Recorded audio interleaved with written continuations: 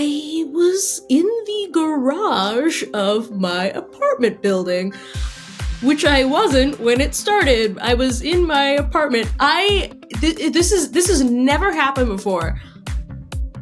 Hey, I'm Greg Grunberg, and welcome to Talk About It, the podcast where we focus on topics that everybody should be talking about, and hopefully they will be, but not only talking, screaming about. Epilepsy shouldn't keep you from doing anything that you want to do. Talk about it. Talk about it. Talk about it. This season, we are going to continue to talk about living with epilepsy like my son and millions of Americans do. We're also going to look at other related health conditions and causes. Our goal is to knock down, drag out, eliminate stigma, and raise awareness. Oh, and hopefully have a laugh or two along the way. Each of our episodes will feature amazing advocates and champions. We will learn together how to make a real difference in our own lives and in the lives of our communities. Talking about it is important. It's all about connecting. Talk about it. Talk about it. Talk about it. Talk about it. Talk about it. Talk about it. Thank you for talking about it. Thank you for talking about it. New season, new sponsor. Thank you, Neurelis, and everyone at Neurelis for sponsoring Talk About It. Talk About It is also sponsored by Seizures Are Signs. SeizuresAreSigns.com is dedicated to educating those living with or caring for someone with uncontrolled seizures about the importance of early diagnosis, recognition, and treatment. Seizures Are Signs is made available by Jazz Pharmaceuticals. All right, let's jump right into this episode of Talk About It. Well, hello there, and welcome to this episode of Talk About It. On this episode, we are bringing back one of our favorite people, Stanzi Potenza. You know Stanzi. She is on social media. She's a stand-up comedian. She's an actress. She's an epilepsy advocate. She has epilepsy, and she talks about that on her platform to her millions of followers. They say seize the day. Well, some of us took that a little too literally, it would seem. That's not what her platform is about. She's obviously entertaining people and talking about social issues and current events and stuff. She's a stand-up comedian, but she uses that platform and the millions of people that follow her to talk about it. And so we love her so much here at Talk About It. We want to bring her back. Now, I'm bringing her back at a very important time. It's been a long time since she's had a seizure, and she posted about just that it's been almost 2 years. She had a seizure. Anyway, I'll let her talk about it because I wanted to bring her back on and talk about what happens to a person after they've had, so much seizure freedom for so long, and now they have an episode. It happens. It's not a big deal, but it is a big deal. And how much do you or do you not talk about it? So we're going to lean in and talk to one of our best friends here at Talk About It, Stanzi Potenza, about that and so much more on this episode of, you guessed it, Talk About It. Yeah, we got stuff to catch up on and talk about. I've gone through a medical issue thing, transition. I don't know if you know. I will explain. I mean, look at this. Hi, how are you? Wow. But it's not bad. It's not like what you expect when you see a bald you pull it person. off. Thank you. For those that are just listening, I just took my pork pie hat off to reveal that I have absolutely no hair. And if you don't know what I'm talking about, I did a post on it. If you don't know what I'm talking about, you'll find out in this episode. But so happy to have you back on the podcast. What's going on? Yeah, happy to be here. I was just looking at clips from the first one that we did. My mom is like obsessed with you, by the way. She's like, oh my God, I love him. So, by the way, I don't know if we talked last time, but your mom has the best taste ever. I mean, if she's a fan, that's the best ever. I'm glad that you were happy with the episode and she was happy with the episode and stuff. Oh yeah. I mean, I got a lot of comments from people saying that they learned a lot from it. Cause I've definitely talked about epilepsy on other podcasts that I'm on. But it's just kind of like a small little footnote in the podcast, because usually it's about acting or comedy or whatever. And that's just kind of like, and also this about you. And I'm like, and especially recently, I haven't really had a reason to really, I feel like, talk about it because it had been a little while since I had an incident. Yeah. Well, I have to say, I saw a post. I've seen a bunch of your posts. And by the way, if you're not following, you have to follow Stanzi Potenza. You need to. You are so clever, so funny. We talked Thank about this you. before. I just got to get this out just so everybody knows you need to be following because you're brilliant. You're just a star. I know Thank you are, you. and that's awesome. But you also occasionally do share about your epilepsy and what you're going through. But I saw a post that was so awesome. You surprised your mom. Oh, yeah. Remind people where your family is and how often do you go back? So they're on the East Coast. My family's from Boston. My mom lives in Rhode Island now, but it's very close. Her birthday was in April. She just turned 60, and my sisters and I, we wanted to surprise her for her birthday. I, of course, live in Los Angeles. So Right. I don't go home super often. I don't love traveling. I hate it. I'm And in doing London it right coast now. to coast. Oh I'm yeah, in I London. know. Yeah, I'm in London right now and shooting a movie. And I don't know about you, but like when I'm away, like 2 weeks is where I'm at right now, and I am losing my mind. This is when I lose my mind. There were days where I was at the airport every day. How does that affect, by the way, how does that affect your, epilepsy? Because of the medication that I've been on, I've sort of been in this like place with my epilepsy where I'm like, oh, my medication works so well, so I'm like, I haven't really had any issues. Yeah. Anytime I've been like on the medication that I'm on right now, like if I'm taking it and I'm being very consistent with it, like I haven't had any issues. The only time where I've had issues were when I was not on it. Um, so I was like, yeah, if I'm not getting as much sleep, I feel like the medication's got my back. This time was a little different because I was like, my sleep has been like really, really bad. Hmm. Where like there have been just days where I'm just not sleeping at all, which is like not good. Um, Why? Just because you're working and you're doing stand up and like it's not just even that. Like it's I've just been so wired. Like I've had to get a lot of work done. Like every time my brain, I also have ADHD and my brain just doesn't shut off. So I'm always like, every time I'm like going to bed, I'm also thinking about like new ideas for sketches. And I'm like, well, if I don't write this down, then it's going to go away and I'm going to lose it. So I have to write down a little bit and like just this, like, I have to get this amount of work done. Because like because I'm like self-employed, I'm kind of constantly working. yeah, And yeah. so I'm like, yeah, well, if I have to get like this amount of work done tomorrow, if I want to hit this sort of mark. So Yeah, it's in what we do. I mean, it truly is. The harder we work, the better chances we are as being performers or mhm. creatives. It's like, and Nick, you know this. Like this, as you have a song idea, the more you pump out, the better chance that something's going to catch. That Yeah. someone's going to hire you. That so you're just constantly doing that, and I do that too. Do you have the phone next to the bed? Oh yeah.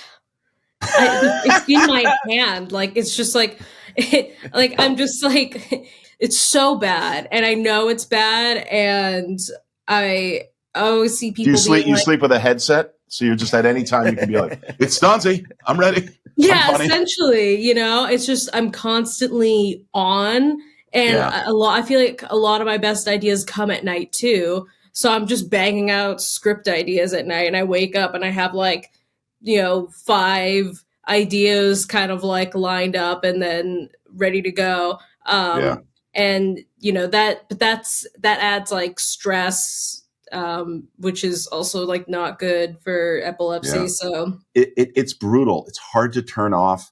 You know, and everybody listening to this knows. You got to get that REM sleep. You got to get that good sleep. And then I would imagine it's since so you're go go important. go, you don't nap during the day, do you?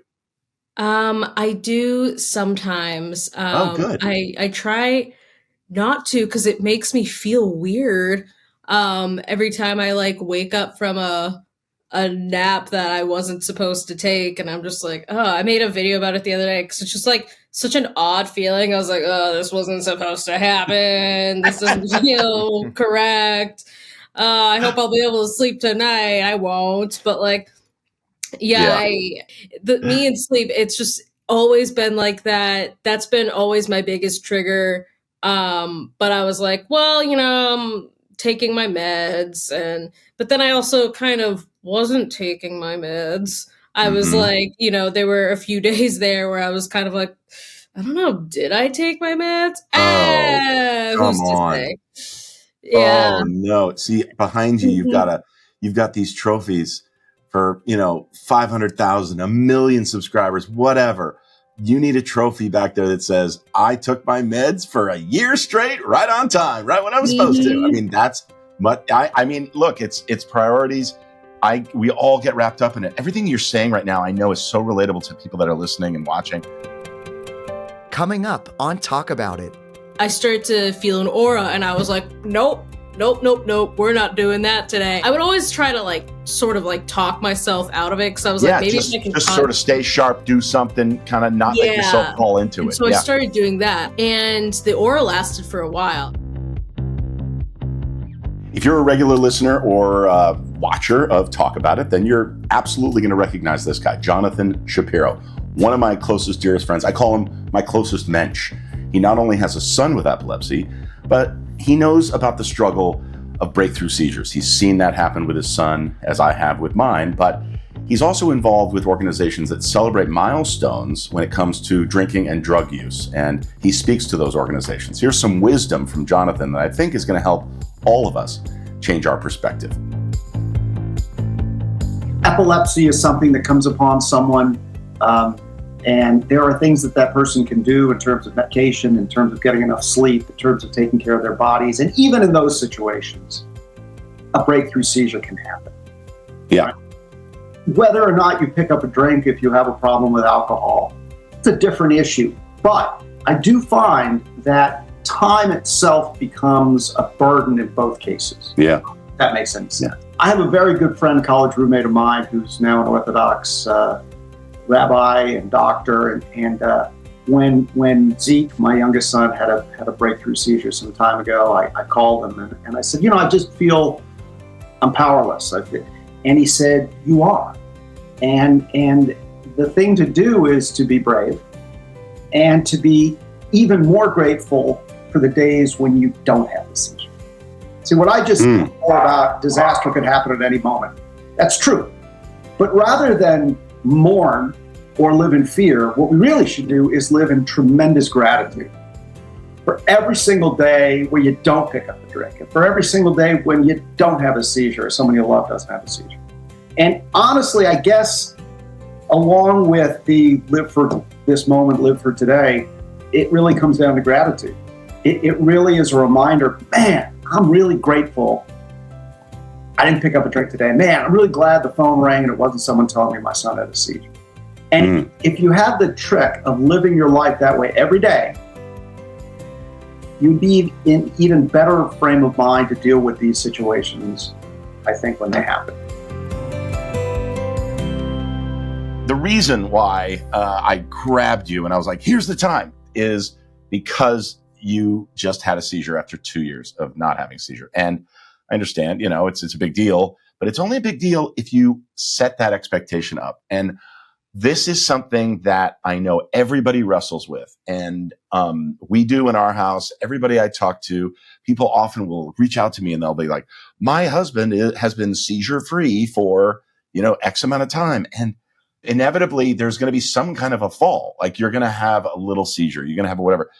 Are you just setting yourself up to beat yourself up? You're like, I almost made it to 3 years. I mean, how do you feel about that? I love a celebration. Part of me is like, I love a milestone. But even before I had the seizure, in my head, I was like, is this, really sustainable? I've made it this far. It wasn't the longest I had gone without an episode. But 2 years without any incident was pretty good. but because I knew my sleep was getting like worse, I was like, and I was feeling twitchy. Like I was like, I would wake up after not sleeping. I would have like a day where I was like, well, it's 6 a.m. I might as well just start the day because I Oh just didn't man. sleep. So, and like, I was like, is this really something that's sustainable? Me, never having a seizure again? Probably not. I actually felt more bad about calling my mom because she's like the first Mm. person I reach out to after something like that happens. So I felt more bad having to call her. Well, And okay, let's talk about that. Let's talk about your mom for a second. By the way, she's so old. I mean, 60. My God. God. I'm 58. That's why I can say that. I'm 58. She's not old at all. So you call your spring chicken, you call your mom who looks like your sister. Um, and but she's back home. She's in Rhode Island. She's worried about you always. In the back of her mind is my baby girl, my daughter is out there in Los Angeles doing everything. She's killing it. But I hope she's okay today. Every day. I mean, this is the thought that we have with everybody in Yeah. our lives, I feel so bad for her. Yeah, but because here's the it's so funny. You're touching on things I really want to talk about. I want to talk about celebrations, but I also now want to talk about the idea of the disappointment, because it's not you. Yeah. Like it's nothing you did. It's not, it's epilepsy. It happens. But there is a responsibility, right? When you call your mom and you're like, I got something to tell you. My mom's like the first person I reach out to. Even when I'm having like an aura, like right before a seizure happens, like sometimes I will call out to her, even though like, I don't live with her anymore. Oh, wow. I've had people like I was with like an ex-boyfriend once. I had an aura in front of him. And luckily, I didn't have convulsions. It went away after that. But he was like, you just kept calling out for your mom. And I was like, that's so sad.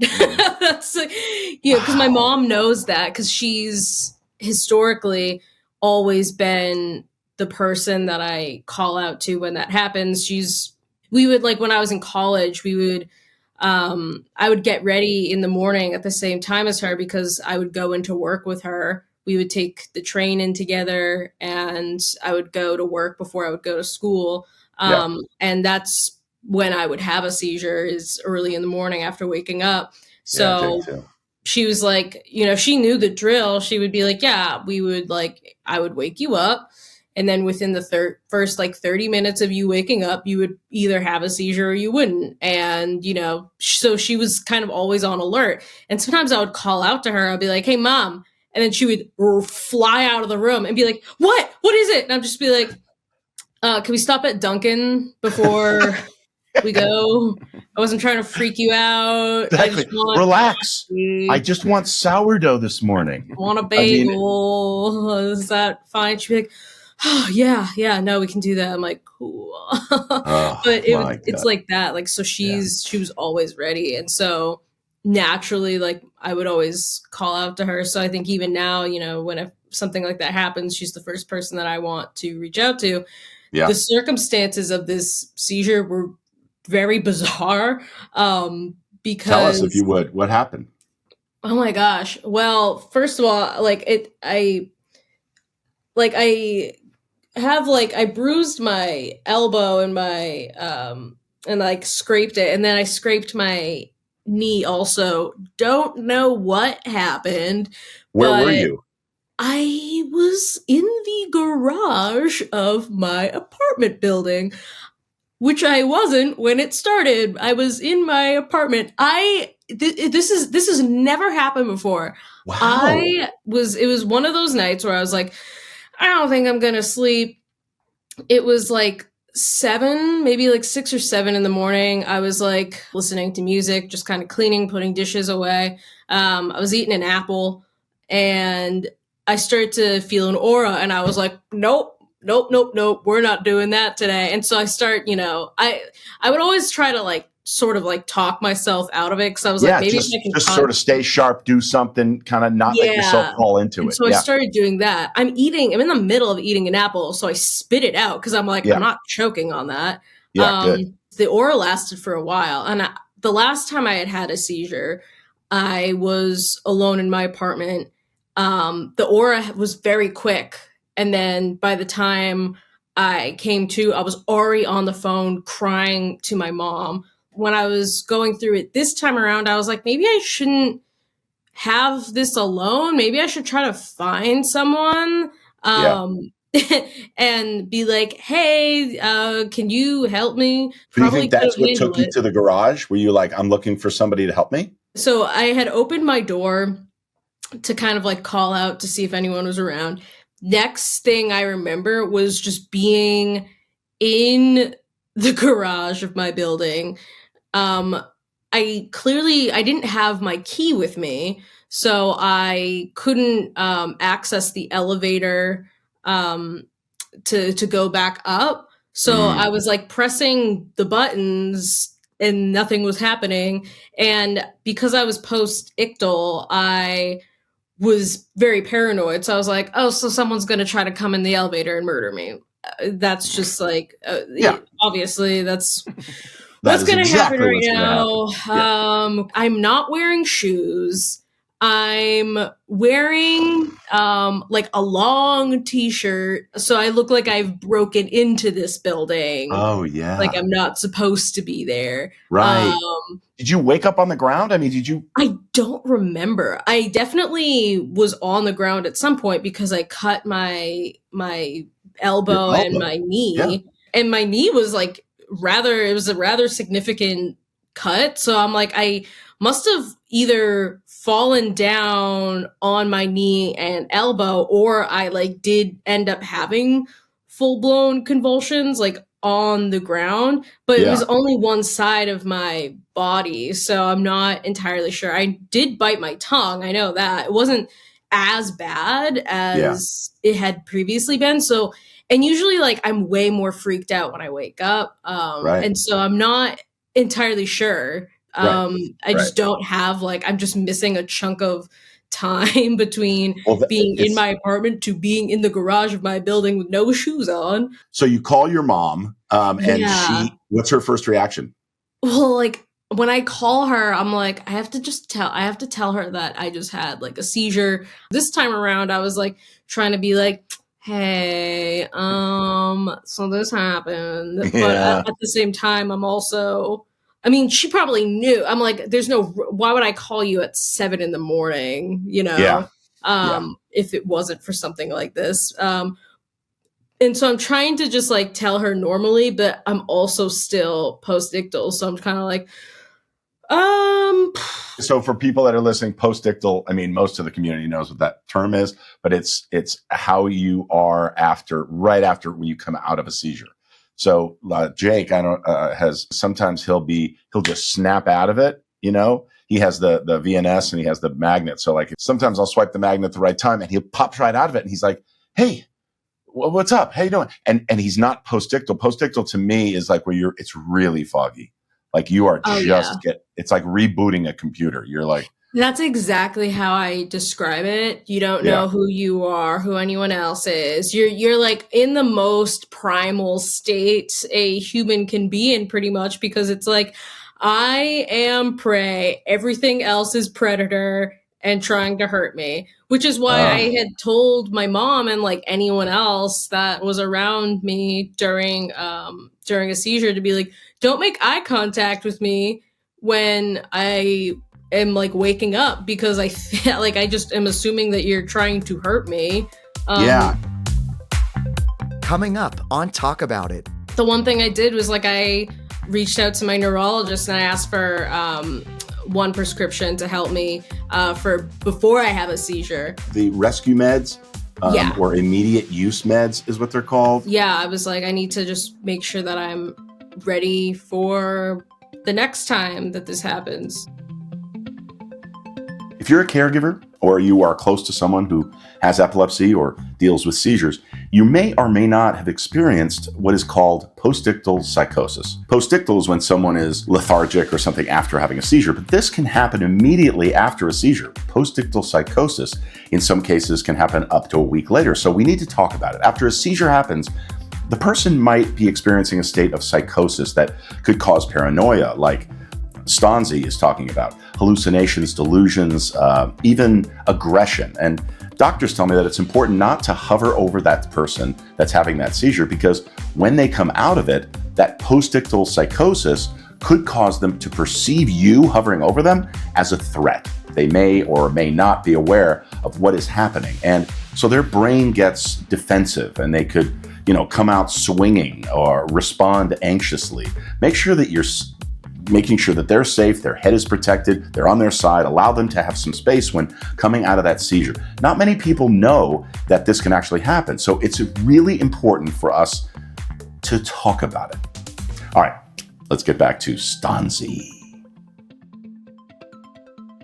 Let me ask you about the celebration thing, right? So, the whole idea is like, if you want to celebrate, yes, I think it's good, that you should. At the same time, be cautious because, like you just said, it's inevitable. Like, something's going to happen. The idea also for you and me, you have so many people that kind of look forward to your next video, that want to know what's going on with you. Now you've got the weight of, now I got to tell everybody, or I'm going to tell everybody. How are they going to react? And I don't want sympathy. I don't want people going, "Oh, Stanzi, I'm so sorry that you had that." Like, you don't want that. I mean, maybe you do. You know what? Maybe you do. No, but I mean, okay, so look at this. So no hair at all, right? I woke up one day, and this is about 2 months ago, and I have alopecia. And suddenly my hair just chunks falling out. I have no eyebrows, no eyelashes. I mean, it's weird. And it was just sudden. Wow. Yeah. People know me a certain way. They don't know me like this. It's been a transition. I've talked to Anthony Kerrigan. I've talked to other actors that have alopecia, and it's like, screw them, screw everybody. I don't care. As long as I'm healthy. So turns out I am healthy. It's not chemotherapy. Thank God. It's not anything. But I have to explain this to everybody. I would imagine if you're in AA, and then, if you do have a drink or if you fall off the wagon or whatever, now you got to explain it to people.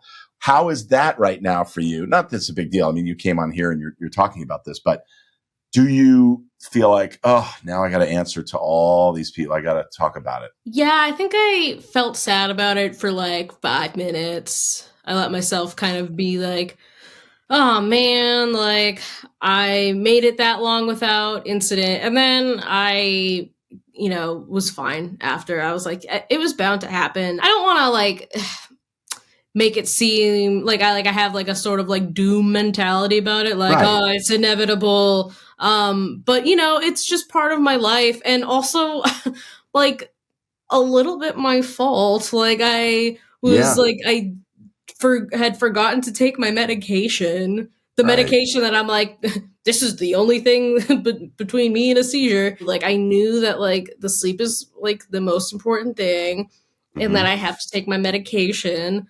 And so I was like, all right, yeah, I just have to, do better. And see if I can go even longer next time. The one thing I did was like I reached out to my neurologist and I asked for one prescription to help me for before I have a seizure. I've never actually used one of those before, but it's nice to have just on hand.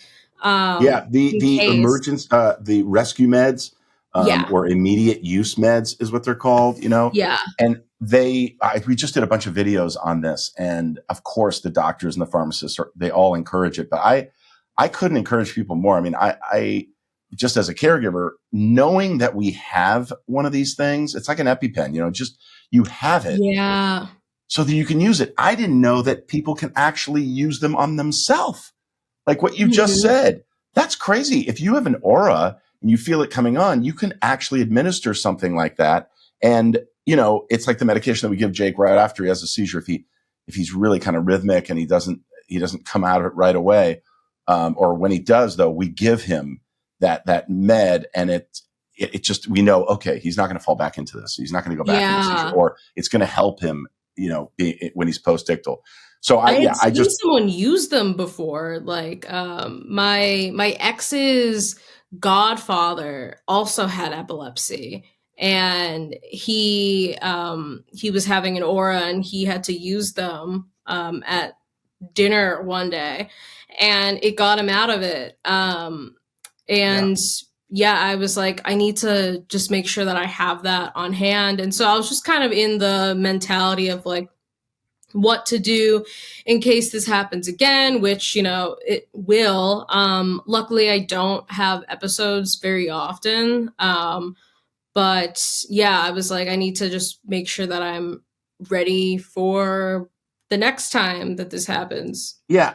And by the way, thank you for talking about this, and for just everybody, the people that are listening right now. It's like they look up to you, they look up to me as a caregiver, and they just want more information. And the more we talk about it, I mean, it just helps people. Like you've just said 4 or 5 things that people are going to be like, yeah, she's right. And like, normally they hear it from their doctor, they hear it from their mom or their dad or their spouse or whatever. It's like, come on, you've got to get to bed earlier.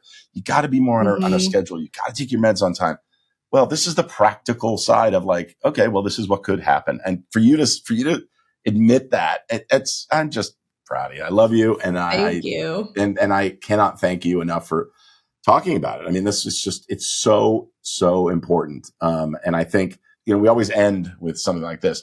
You're talking to somebody right now. And by the way, you're so lucky you have auras. I mean, some people don't. I know. And like, I hate them, but at the same time, like, it is a warning. It is something that's being like, hey girl, like go lie down, go, get yourself in a situation that's, where you can get yourself safe, because the last seizure that I had, the aura was very fast, and I didn't have enough time to get myself in a safe position, and I fell off my bed and I hit my head, and like that is like one of the worst things that can happen to you, because if you hitting your head is very precious. Oh boy.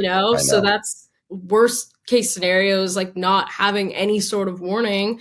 So even though it's scary and I hate it, there have been many times where I have been able to get myself in a situation where I'm safe during the seizure, just because I had 30 to 60 seconds beforehand. So everybody who's listening to this right now, if you have epilepsy, or if you know someone that has epilepsy, just take, what we've discussed today and apply it. I mean, these are easy things that, with everything that's out of your control in the world of epilepsy, these are things that you can control. Thank God you're not an elbow model, because you would be out of work right now. I mean, It would be a little while. You look great. And thank you. You too. Thank you. Do you like this look? Is this, yes. I mean, it's not bad. Who needs hair? I'm getting used to it. Yeah. I mean, I don't have to worry about shampoo. I don't have to pay a barber. I don't have to shave. That's so true. Wow. Yeah. I'm getting all the bright sides. Mr. Brightside, they call me. Yeah, you never have to worry about, an awkward bang cut. No, I barely have to dry myself off. I'm like a seal coming out of the shower. So easy. All right, we will check in again very soon. Tell people right now what's going on. Like, are you on tour at all? Can people come see you doing stand-up in LA? I'm not on tour right now. I'm taking a little bit of a break. But I am on all of the socials. You can find me on, Instagram, YouTube, TikTok. I am starting to post long form videos on YouTube. So you will be able to find a full story time about this past seizure pretty soon on YouTube. Yeah, and anytime you need a bald guy for one of your videos, just let me know. Absolutely. Dude, I have to return the favor. I love it. We just received we're at 215,000 subscribers on YouTube, which I know in your world is small numbers, but for epilepsy content, that's amazing. It's incredible. Don't set milestones, Greg. We can't set milestones because we're just going to be disappointed. You're right. You're right. All right, we'll talk soon. And again, we'll have the links to all of your stuff up and everything. But thank you for coming on, and so glad to see you're doing so well. I mean, I knew you were doing well, but it's just something that I want to take advantage of you. No, I wanted to take advantage of this opportunity to just talk about milestones. And I think we really learned nothing. It's like, it's so individual. Either celebrate or don't celebrate, but don't stop. Just keep going and talk about it. I agree. Thank you so much. Thank you. Nick, you contributed nothing to this episode. Zero.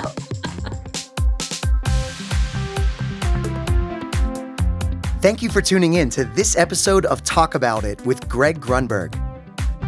Sponsored by Neurelis and by seizuresaresigns.com. Thank you to our special guests for joining us, and thank you to J.J. Abrams for the theme music that you're hearing right now. Talk About It is produced by Ken Lowenberg, Greg Grunberg, and Nick Marzak. Editing, directing, and incidental music by Nick Marzak. Go to talkaboutitonvideo.com to watch these episodes, and as always, don't forget to talk about it. This podcast is a production of the Talk About It Company and Motel Podcasts.